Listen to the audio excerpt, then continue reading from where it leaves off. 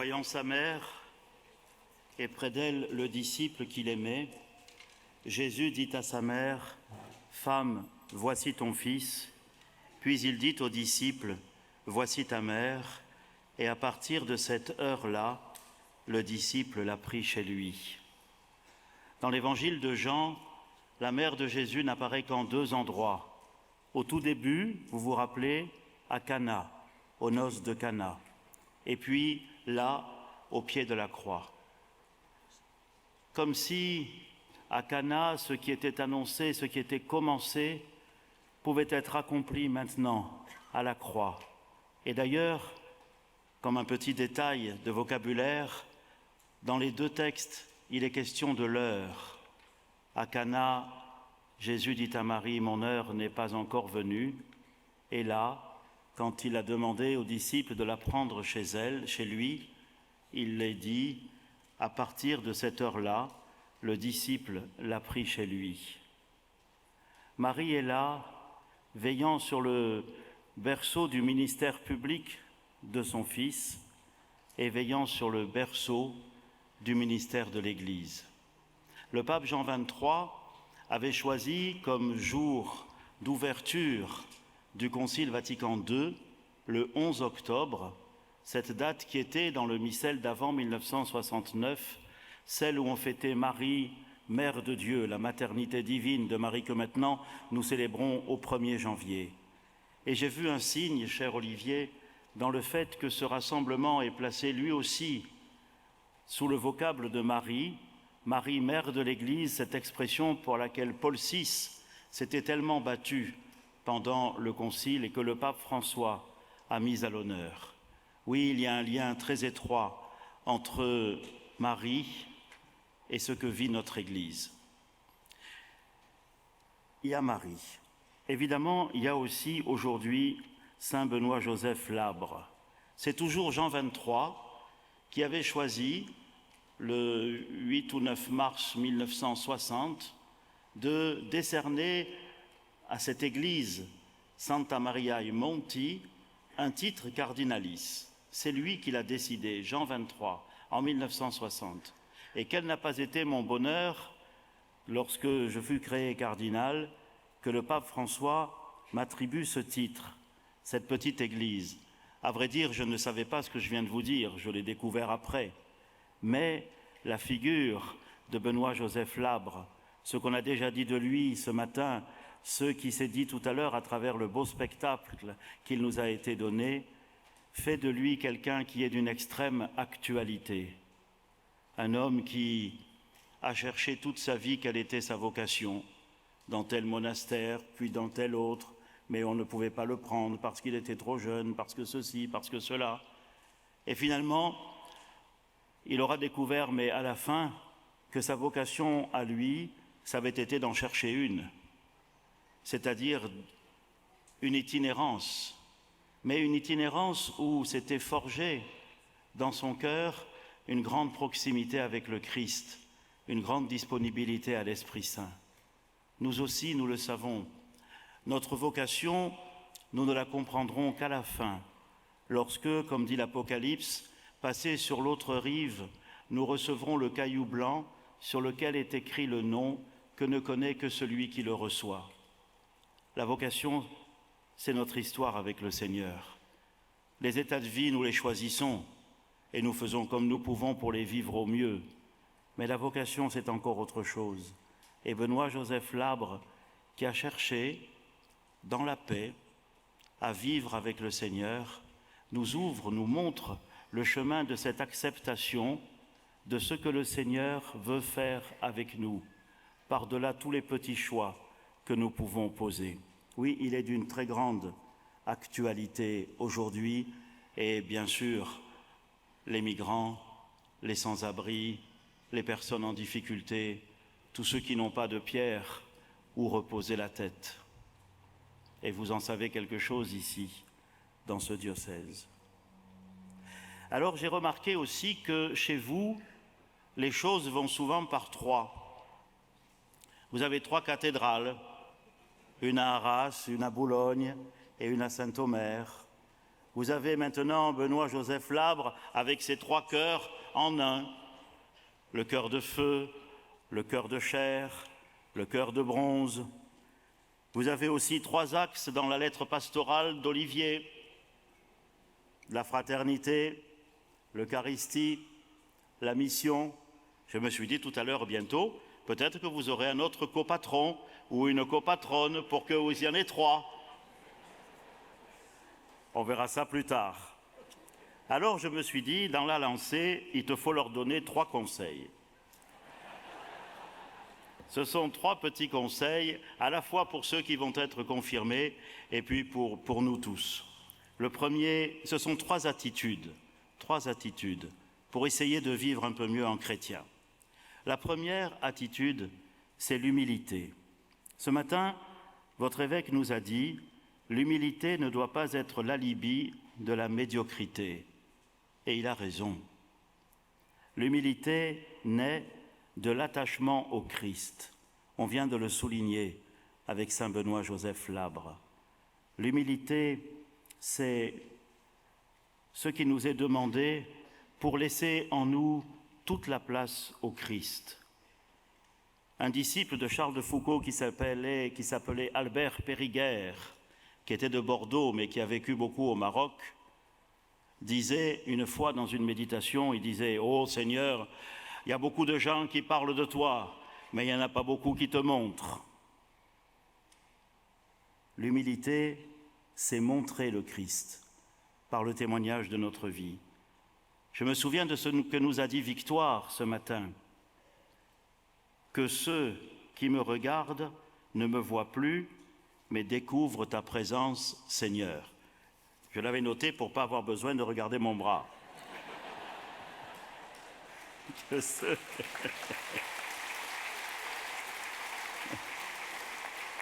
qui me regardent ne me voient plus, mais découvrent ta présence, Seigneur. Et puis Julia aussi, laissez Jésus vivre en moi pour bien veiller sur les catéchumènes. Soignez donc l'humilité, c'est-à-dire cette proximité très forte avec le Christ. C'est lui le roc. S'appuyer sur lui, apprendre la façon dont il a vécu. Ça veut dire lire et relire l'Évangile, au point qu'on connaît par cœur plusieurs passages, au point que dans les circonstances qui nous arrivent dans la vie, on peut se dire « Qu'est-ce qu'il aurait fait Jésus à ma place ?» Et on a une petite histoire, quelque chose qui nous revient. Petit à petit, on fait ce que nos anciens disaient, l'imitation de Jésus-Christ. Soignez donc ce lien, par la prière bien sûr, par la liturgie. On le disait tout à l'heure, la liturgie est la pédagogie de l'Église pour nous permettre d'habiter le mystère de la foi. Par la parole de Dieu et aussi par la conversation avec nos frères et sœurs dans l'esprit. L'humilité pour reconnaître l'action du Christ en nous et témoigner de lui sans faire obstacle à sa parole. J'aimerais, parce que avant-hier plutôt, on a célébré aussi la confirmation des adultes à Marseille. C'était beau, on était moins nombreux qu'ici, mais c'était beau. Et à cause de toutes les lettres que j'avais lues, il m'en est revenu une à la mémoire, une de saint Charles de Foucault. Et comme je n'ai pas lu vos lettres, chers amis, je pense qu'elle fera aussi écho à ce que vous-même avez vécu. À Marseille, j'étais très touché par des itinéraires qui ont traversé des épreuves difficiles. Et cependant, dans ces épreuves-là, le Christ s'est manifesté. Je lis cette lettre de Charles de Foucault. Il écrivait « Je m'éloignais de plus en plus de vous, mon Seigneur. Et alors ma vie commençait à être une mort à vos yeux. Vous me faisiez sentir un vide douloureux, une tristesse que je n'ai jamais éprouvée qu'alors. Elle me revenait chaque soir, cette tristesse, lorsque je me retrouvais seul dans mon appartement.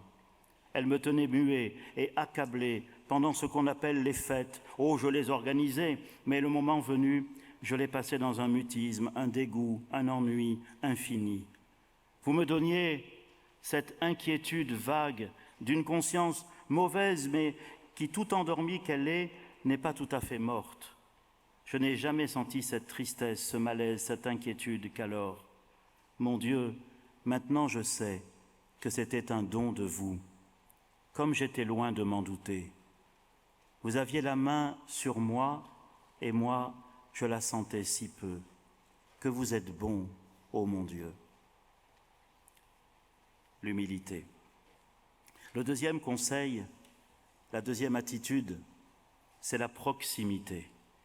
Vous vous rappelez, dans l'Exode, quand Dieu dit « J'ai entendu la misère de mon peuple », la proximité de Dieu, j'ai entendu la misère de mon peuple. Ou alors, à un autre moment de la Bible, quand il dit à Moïse « Eh bien, vas-y, dis-moi, quelle est la grande nation qui pourrait dire qu'elle a des dieux qui sont plus proches d'elle que moi, je ne le suis de vous ?» Il ne lui dit pas avec cet accent, mais c'est ça quand même. Hein. La proximité. La proximité de Dieu, la proximité, c'est la signature de Dieu dans sa révélation. Et donc la proximité, ce doit être la signature de l'Église dans sa mission. Je pensais à ça en vous écoutant, Thomas, ce matin. Cette proximité avec votre famille, avec votre entourage, ces choses toutes simples qui sont comme la signature de la présence de Dieu et qui, du reste, du coup, attirent les uns et les autres. Et puis la mission, bien sûr. La mission se vit dans la proximité. Je me souviens que lorsque je travaillais au service de la formation permanente des prêtres au Maroc, à un moment, dans une des réunions qu'on avait eues du côté de Fès, il y avait là les deux frères de Tibérine qui avaient échappé, Amédée et Jean-Pierre. Et alors, pour cette réunion, on devait travailler sur la mission et chacun devait préparer quelque chose pour dire, pour lui, qu'est-ce que c'était la mission. Et alors, eux, ils étaient arrivés en disant, nous, la mission, c'est les relations de voisinage, tout simplement. C'est la proximité, c'est être là, c'est se tenir là, c'est rester là, même quand tout va mal. Vous vous rappelez peut-être les mots que le cardinal Duval avait répondu à Christian de Chergé, prieur de Tibérine. Cette année est le 30e anniversaire, lorsque le prieur faisait l'objet de pression à la fois politique, on lui disait « il faut partir », et puis même de la part de son ordre religieux, on lui disait « il faut partir, l'ordre a déjà assez de martyrs ». Et alors, il avait interrogé la communauté, et ce n'était pas facile. Et alors, il avait téléphoné au cardinal Duval. Et le cardinal Duval lui avait répondu « la constance ». En latin, cum stare, se tenir avec, et donc rester avec. Voilà la proximité qui est celle de la mission de l'Église, se tenir avec le peuple qui est là et dans lequel Dieu est déjà présent, l'Esprit est déjà à l'œuvre, le mystère pascal est déjà accessible. Se tenir là, non pas, comme le disait Olivier ce matin, non pas comme si l'on devait, par la mission, écrire sur une page blanche les conditions de la vraie religion, mais entrer en conversation, écouter déjà le travail de l'Esprit et conduire jusqu'à la parole de l'Évangile. La mission de l'Église, quand on y réfléchit bien, c'est quoi? L'Église n'a pas son centre de gravité en elle-même. Elle n'a même pas son centre de gravité dans une relation privilégiée qu'elle aurait avec Dieu. Non. Son centre de gravité, c'est la relation que Dieu veut avoir avec le monde. Comme le dit saint Jean, chapitre 3, verset 16, « Dieu a tant aimé le monde qu'il a donné son Fils unique. » Il n'y a pas marqué « Dieu a tant aimé l'Église », il y a marqué « Dieu a tant aimé le monde qu'il a donné son Fils unique ». Ainsi, la mission de l'Église, c'est de servir l'amour dont Dieu aime le monde. Et voilà pourquoi il lui faut être proche et compréhensive et miséricordieuse et attentionnée. Voilà pourquoi il lui faut avoir le courage aussi de dire cet amour de Dieu envers et contre tout, même si c'est à contre-courant. L'Église n'a pas son centre de gravité en elle-même, et ce décentrement est une magnifique chose pour elle. Elle n'a pas à se préoccuper de sa survie. ni de la survie de ses institutions, ni de la survie de ses paroisses ou de ce qu'on voudra faire du point de vue institutionnel, ni de ses espaces missionnaires. Non.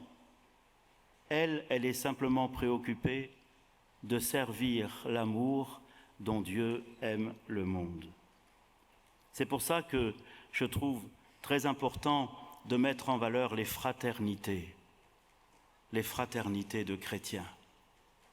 Autrefois, quand on voulait entrer en contact avec l'Église, eh bien on cherchait l'Église, le clocher, à côté il y avait le presbytère et on voyait monsieur le curé. Ça n'est plus comme ça. Il faut qu'on puisse trouver dans les différents lieux des couples, des personnes qui croient en Christ, qui vivent l'Église et avec qui c'est aussi facile d'entrer en relation, des fraternités qui se nourrissent de l'Évangile et qui en témoignent. Voilà pourquoi aussi c'est si important l'Eucharistie. Je repensais à Charles de Foucault. Lui, il pensait qu'il allait convertir les Marocains. C'est pour ça qu'il s'était mis à Beni Abbès, parce que c'était pas loin de la frontière. Mais rien n'y fit. Ensuite, il était à Tamanrasset. Alors qu'est-ce qu'il a fait? Il ne pouvait pas exercer une mission comme on l'entend, comme on nous l'expliquait ce matin, ni même comme Éric nous le disait tout à fait ce matin. Alors qu'est-ce qu'il a fait? Il a dit, je vais mettre le tabernacle et puis je vais faire l'adoration. Et l'adoration, c'est la racine de la mission. Alors je ne pourrai pas aller en mission là, mais je vais adorer le Seigneur. Je vais me tenir là près du tabernacle. Voilà le premier geste de la mission. Ça non plus, il ne faut pas l'oublier. Et c'est pour ça que ce lien entre fraternité, Eucharistie et mission est extrêmement important. J'avais lu dans un livre du cardinal Ratzinger, il y a longtemps, cette définition de la mission. Il disait, la mission est née de ce que le message a été rejeté et que donc les tout premiers chrétiens ont été obligés de partir, de fuir. C'est parce que la mission a mis l'Église sur les routes qu'elle s'est propagée. La mission, c'est ce rejet du message qui rendit l'Église sans patrie et donc appartenant à tous. C'est ça qui a fait naître la mission. Et il ajoutait, la mission consiste à accompagner la marche de Dieu vers les peuples du monde. C'était le cardinal Ratzinger.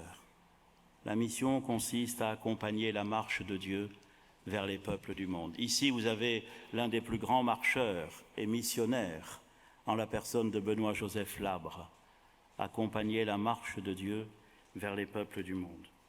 Et je pensais à ce que disait Alban ce matin, on grandit en chemin avec les autres.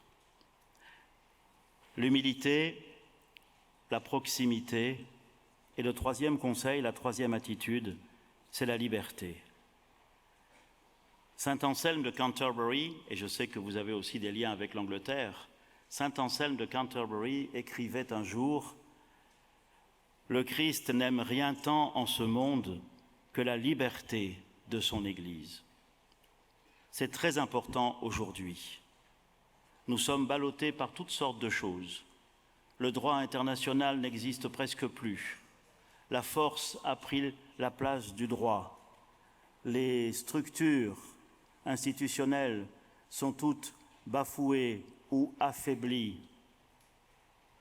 Alors, le chrétien n'a pas de solution, mais il sait que l'Évangile lui donne une boussole et que cette boussole l'invite à la liberté. La vérité vous rendra libre, libre de dire oui à certaines choses et libre de dire non à d'autres choses, libre d'agir à contre-courant, non pas par repli identitaire, mais à cause de l'Évangile. Le pape François, se rendant au Maroc, avait dit « On ne vous demande pas de faire nombre, mais on vous demande d'être le sel, la lampe, le levain, et de donner au monde la saveur de l'Évangile. Pas besoin d'être nombreux pour ça. Ce n'est pas la quantité, mais c'est la qualité de la saveur du sel. Et donc, si en plus il y a la quantité, alors Ça va être bien salé. Libre. Libre en sachant que cela peut coûter cher. Il suffit de se promener autour de la Méditerranée pour voir que ça peut coûter cher d'être chrétien. Mais on le sait depuis Tertullien, le sang des martyrs est semence de chrétiens et nous sommes une église de martyrs. Ne jamais oublier cela. Et la liberté, c'est aussi la racine de la joie. Je vous ai dit cela pour que ma joie soit en vous et que votre joie soit parfaite.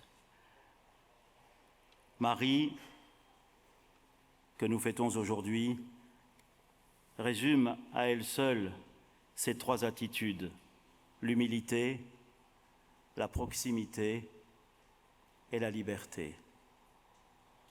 Tu sais, toi, Marie, tu sais ce que c'est qu'une vie qui bascule du jour au lendemain. Tu sais ce que c'est, Marie, de devoir affronter les regards, car tu n'étais pas mariée et tu étais enceinte. De supporter les commérages ou même les calomnies. Tu sais ce que c'est de devoir fuir ton pays pour échapper à la folie meurtrière des puissants de ce monde. Tu sais ce que c'est de ne pas comprendre ton ado quand il fugue et de devoir l'accompagner tout en le laissant libre quand il se met à prêcher un message qui vient de Dieu mais qui ne plaît pas à tout le monde. Tu sais ce que c'est de voir mourir ton fils, non pas d'un accident, mais à l'issue d'un procès truqué, qui le condamne comme s'il était un brigand et un criminel, mêlant l'injustice à la lâcheté. Tu connais la douleur des mères et leur incroyable dignité. Tu as vu de tes yeux la méchanceté du cœur de l'homme, sa facilité à renier ceux à qui il avait pourtant juré son amitié. Tu sais tout ça, Marie. Et c'est peut-être parce que tu sais toutes ces choses que les disciples du Christ, à Arras et ailleurs, peuvent se sentir si proches de toi. Mais tu sais aussi, malgré tout cela, l'immense force de la prière, la résistance invincible de l'espérance et surtout la puissance infinie de l'amour. Alors Marie, plus que jamais, veille sur nous, veille sur l'Église. Bien des choses nous menacent aujourd'hui, les trafics les plus odieux, les violences les plus inacceptables et les indifférences les plus dangereuses. Garde-nous vigilants, réveille nos consciences. Il est si facile de s'accommoder de l'injustice tant qu'elle ne nous nuit pas directement. Apprends-nous donc la bonté. Affermis notre ardeur à témoigner de ton Fils.